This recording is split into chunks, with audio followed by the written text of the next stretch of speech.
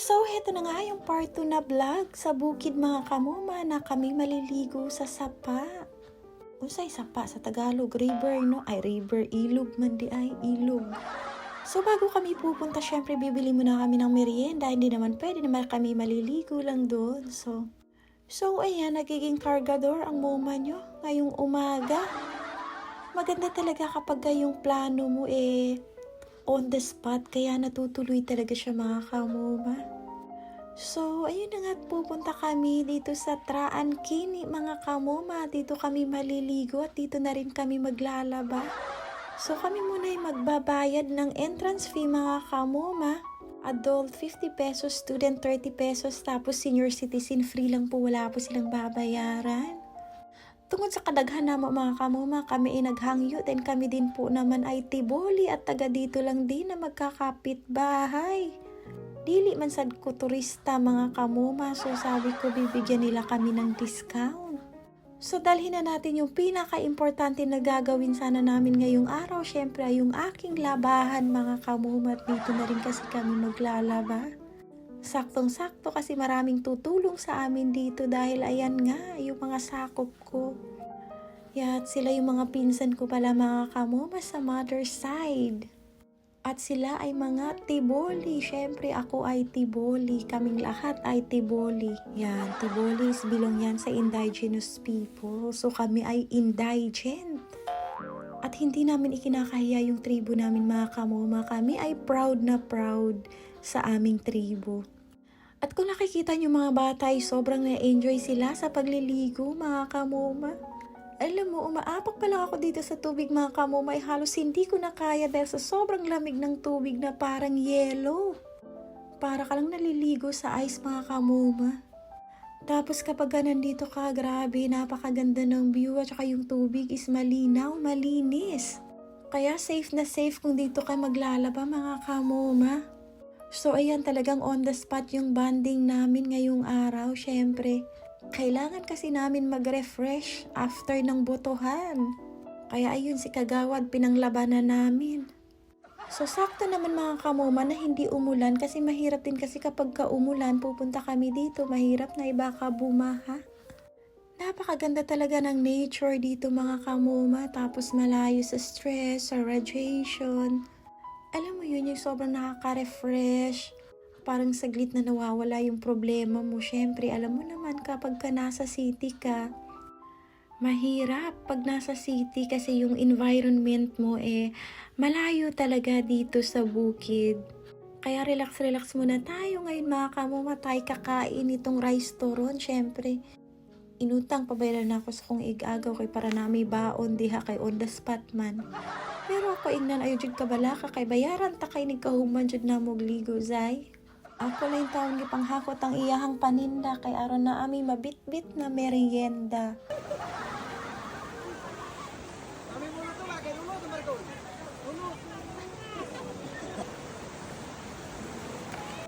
At ang sarap pakinggan yung agos ng tubig dito mga kamoma, ano?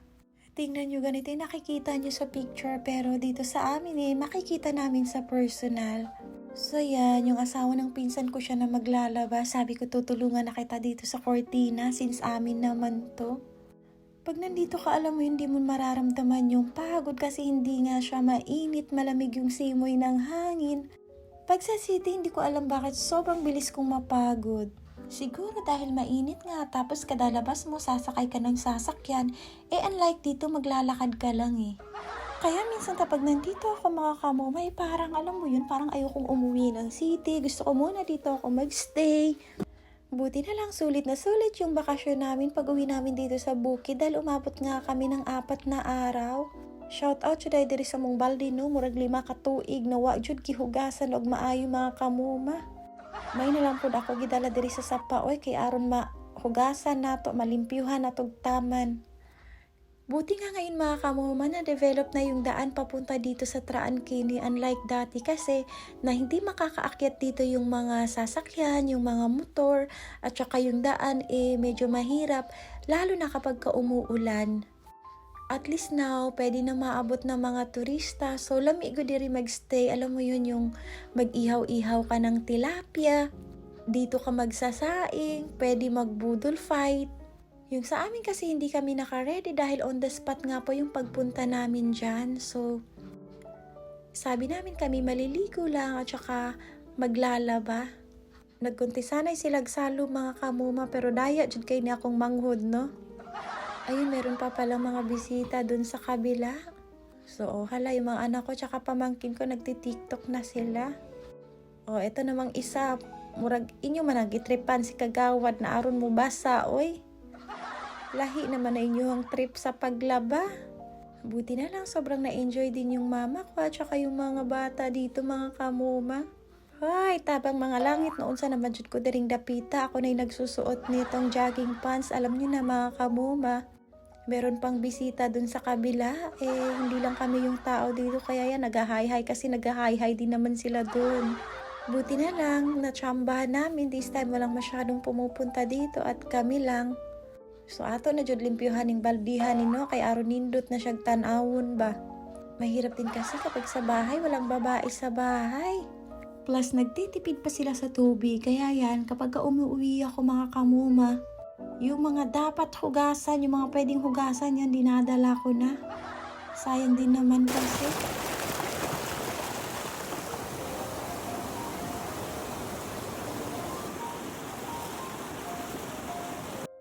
Yan, it's my turn para maligo kaso lang halos hindi ko talaga kaya. Alam mo yung lamig na parang nakababad ka sa ice mga kamuma. Diyos ko. Nakaduhar jud kog salom kay murag dili jud makaya. Sabi ko lilipat ako dito sa medyo malalim banda. My goodness. Uy, kaduhar jud nga salom anak ko humana dili na jud ko kaagwanta og humana gyud ko isaray ka banlaw. So ayan, tapos na. Tapos yung anak ko, ayun, nakaupo dun sa may bato. Halos hindi din niya kaya mga kamuma. Yan, ang sarap nilang pagmasdan. Nagsalom na dyan kong taman. Yati naman dyan ay nagtanaw dito sa likod, no? Pasensya na po pala kayo mga kamuma kapag hinahalo-haluan ko ng Bisaya na words. Dahil kasi minsan ako'y nahihirapan magtatagalog mga kamuma, yun, no? Tagalog is not my language. Charot, nag-English na good ang momo o atay. So, padayon ang pagligo sa sapa. Magamit tagtabo. Kay aron para panigurado kay mag-shampoo na tano. So, ayan, na-late yung isa kong pamangkin. Buti na lang at humabol na rin siya dito sa amin. Sao na lang kung nakauli na di. Sayang kaayo. Ayan, sa mga gustong pumunta nga po pala dito mga kamuma, ang address ay Lamlahak, Traan Kini, Lake Cebu South, Cotabato.